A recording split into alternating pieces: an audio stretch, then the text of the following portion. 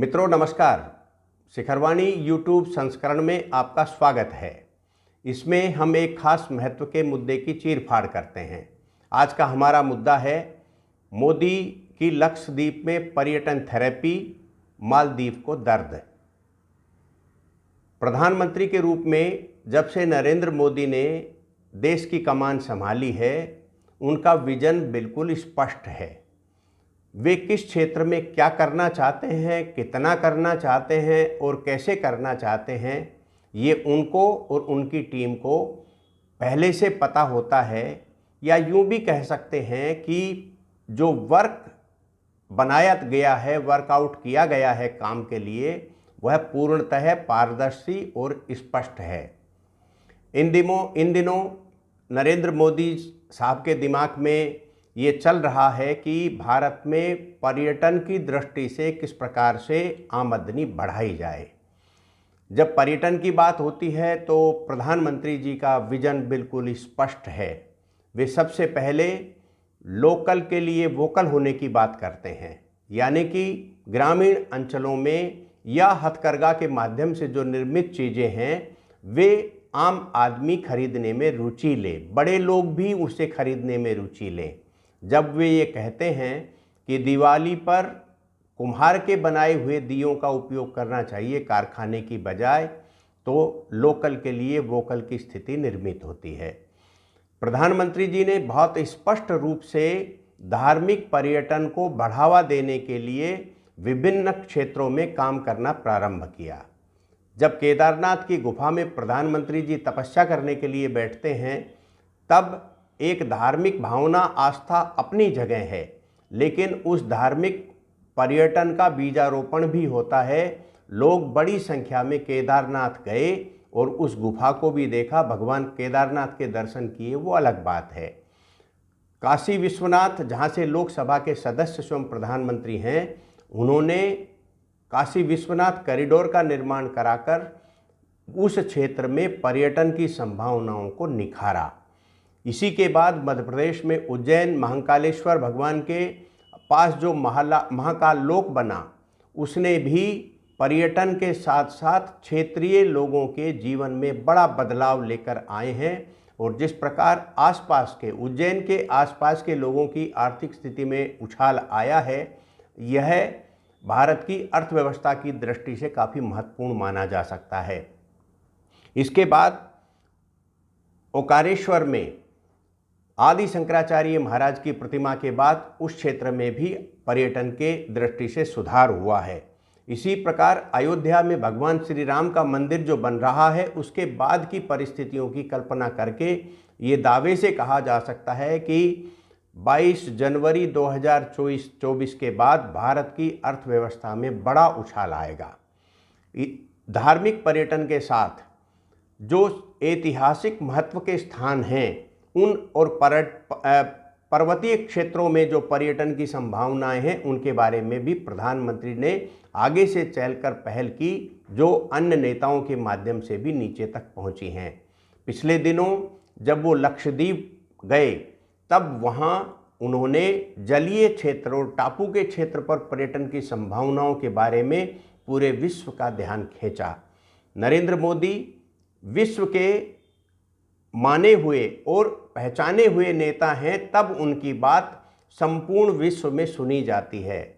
और जब लक्षद्वीप में उनका प्रवास हुआ और उन्होंने समुद्र की गहराई में जाकर जलीय जीवों को देखा, तो वह पूरे विश्व में एक पहचान के रूप में स्थापित हुआ। और उसका जो सीधा असर हुआ वह मालदीव के पर्यटन पर हुआ।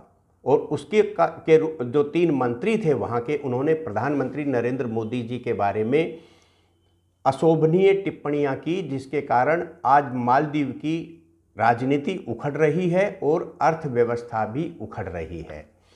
ये नरेंद्र मोदी की वह कूटनीति का हिस्सा है जिसके कारण पड़ोसी देश भारत के साथ यदि मिलकर चलते हैं तो उनकी आर्थिक स्थिति, आर्थिक सेहत में सुधार होता है, मसलन श्रीलंका।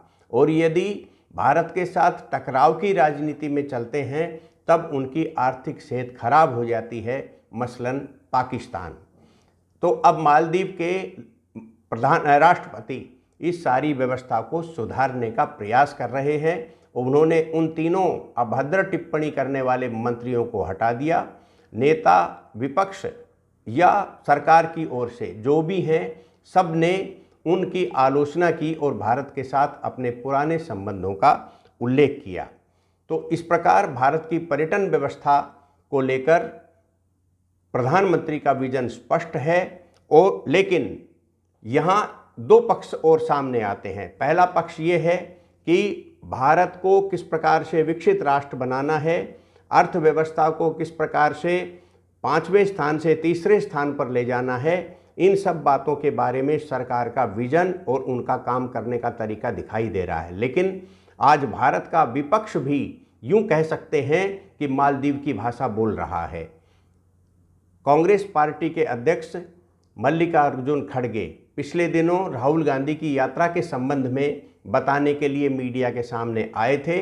उन्होंने राहुल गांधी कहाँ चलेंगे, कैसे चलेंगे, इससे अधिक जोर इस बात पर दिया कि नरेंद्र मोदी आजकल कहीं भी जाकर के फ़ोटो सेशन करा रहे हैं।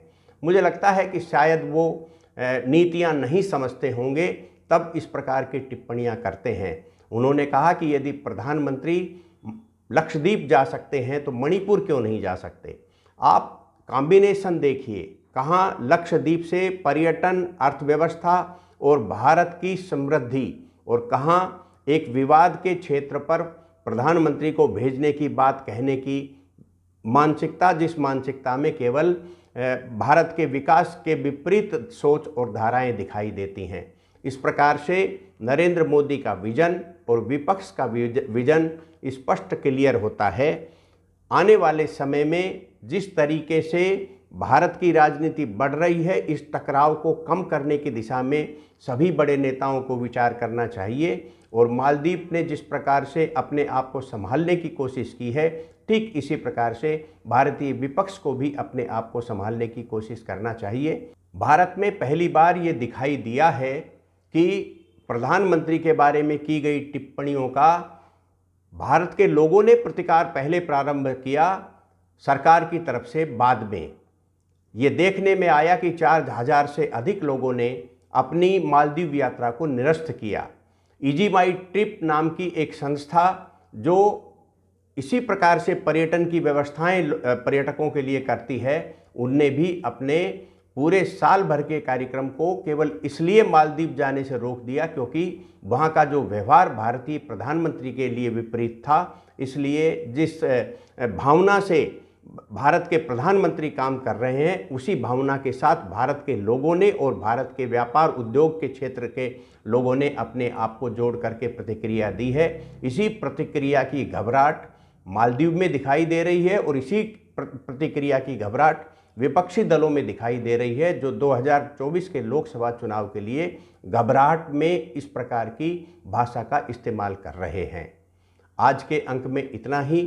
फिर किसी खास महत्व के मुद्दे के साथ चीरफाड़ में हम आपके साथ शामिल होंगे।